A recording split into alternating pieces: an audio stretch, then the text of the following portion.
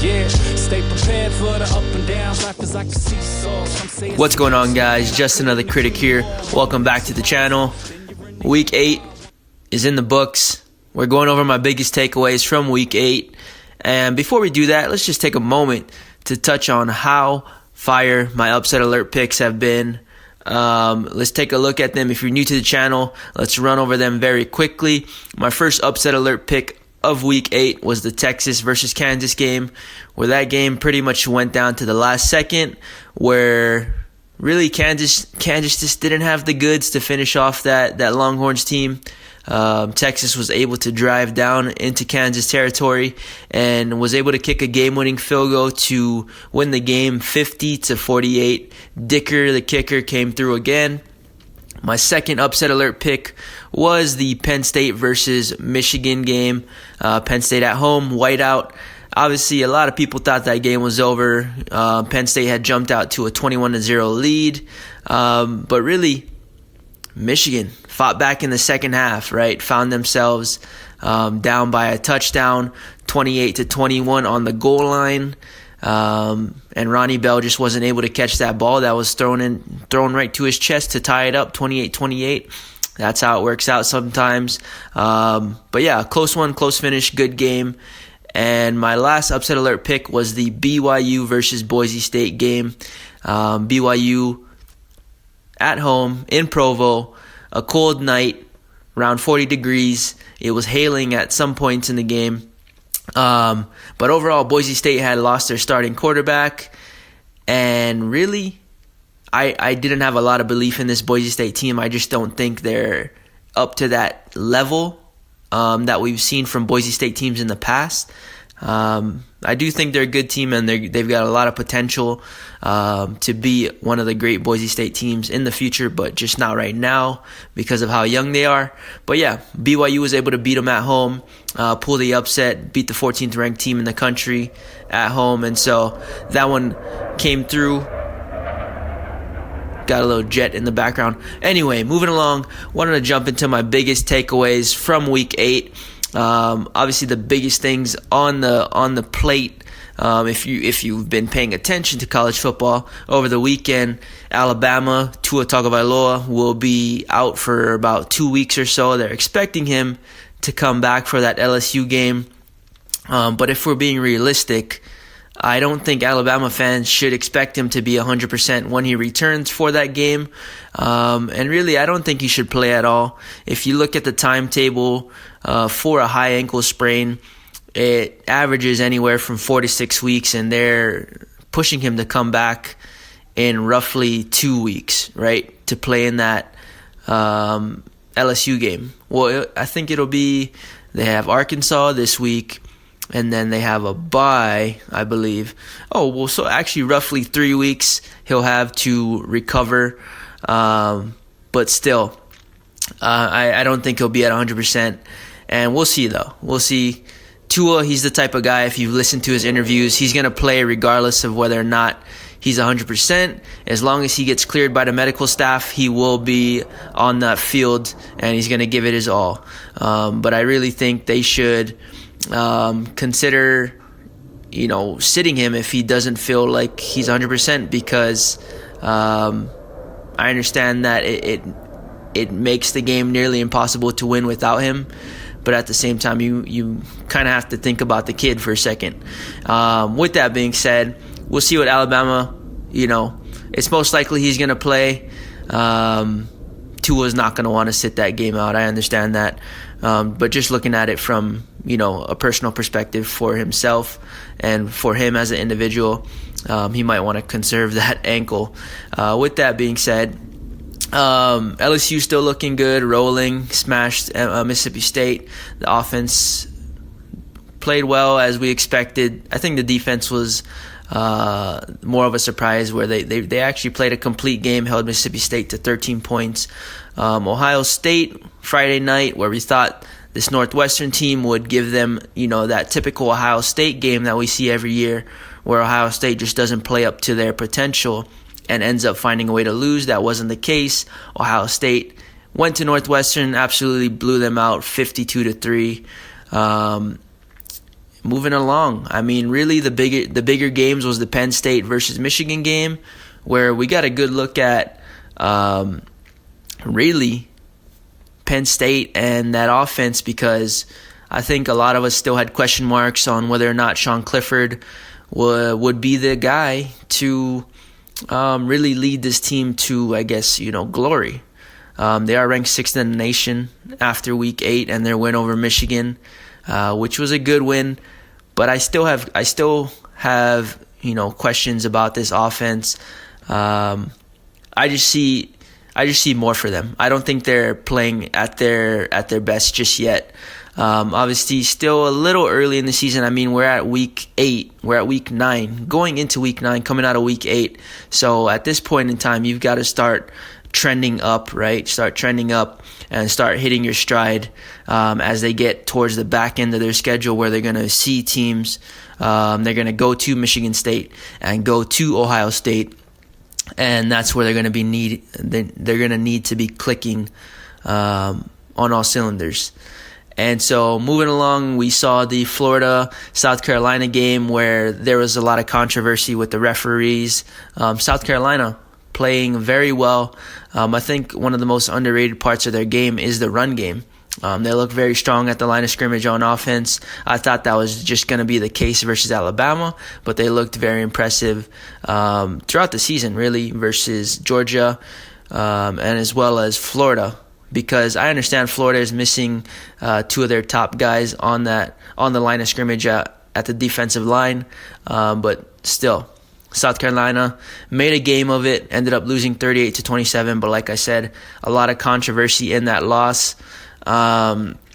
Georgia playing at home again versus Kentucky, 21-0 victory over Kentucky, but really a game that was rained out.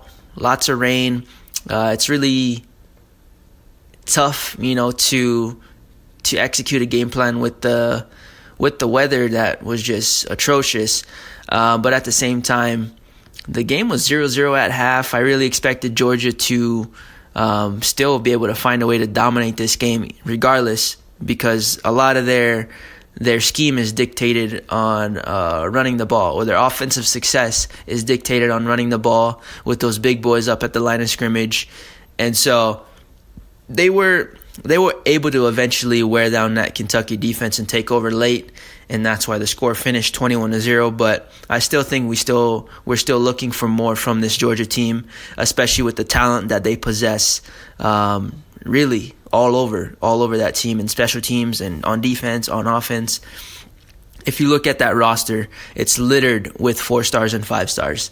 Moving along, Oregon took on Washington. I didn't think the game would be this high scoring. If you listen to my predictions on that game, I did have Oregon winning 27-21. And really both defenses just essentially got shredded through the air. Couldn't really stop the pass game. Really, the bigger surprise was Oregon for me. There was just Jacob Eason, who hadn't been playing well versus any decent defenses. He just went off. He absolutely shredded Oregon. And this Oregon team, who was, looked at as a top team on both sides of the ball, obviously with Justin Herbert on offense, but statistically their defense had been top 10, I believe. And so coming into this game, when you look at statistics without context, that's just ignorance, in my opinion. And so I had gone through some debates with some people about Oregon's defense and just how good they really were, but you just got to put it into context. Take a look at some of those opponents that they've held to scoreless or single digit scores and whatnot, and just take a look at it and really look at it realistically. With that, Utah sneaking their way back up close to the top 10. They're sitting at 12 right now. Took on Arizona State, beat them 21-3. My final score on that game was Utah winning 34-17. But really, this game simply played out exactly how I thought it would. Arizona State coming into a high elevation, environment where they went from 1,000 to roughly 4,400 in elevation, right? 1,200 or something feet. And then they're coming up to Utah to play Utah at home in the cold weather. And essentially, my opinion on the game is that the elevation would eventually take its toll, where Utah would run away with the game in the second half, and Arizona just wouldn't be able to answer. And so Arizona State did a good job of holding them down for most of the game. But obviously, like I said, Utah eventually took over and beat them 21-3. And then the big story on the weekend was Wisconsin losing to Illinois 24-23 on a last-second field goal. The Badgers were up, I believe, by 9 points with 6 minutes left in this game. And essentially what happened, it was 2 turnovers. Jonathan Taylor fumbled inside the Illinois territory, and Illinois just found a nice matchup on the outside with their wide receiver number 9. Forget what his name was, but he was really beating the Badgers DBs one-on-one practically most of the day. And he was the big play threat. He scored 2 touchdowns for them. And then obviously the Badgers got the ball back up by 2. And what happened was Wisconsin drove the ball. Illinois got some stops. And then Jack Cohn, the guy who they thought would be, smarter, who we thought was better than Alex Hornibrook as far as the turnover column goes, he went out, threw an interception in Wisconsin territory, and that essentially sealed the game. Illinois drove the ball, kicked a field goal, upset complete, right, at home.